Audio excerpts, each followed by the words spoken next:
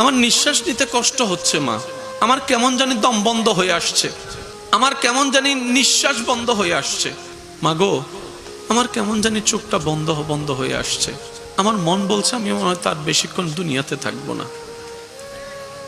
মা গো, কে যেন একটা দাঁড়ায় আছে দরজায়, যে আমাকে ডাকতেছে, মা আমি যাব না তোমাকে ফেলে। কুল্লু নাফসিন যায়িকাতুল মউতের যখন সময় চলে আসবে, ওই সময়টা কত হৃদয় বিদারক হবে।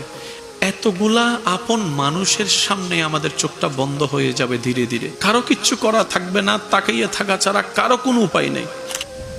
মৃত্যুর যন্ত্রণা যখন সামনে চলে আসবে না, হয়তো অনেকেই থাকবে সামনে, অনেকেই থাকবে, স্বামী থাকবে, স্ত্রী থাকবে, সন্তানরা থাকবে, মা বাবা থাকবে, অনেক পরিচিত মানুষরা থাকবে।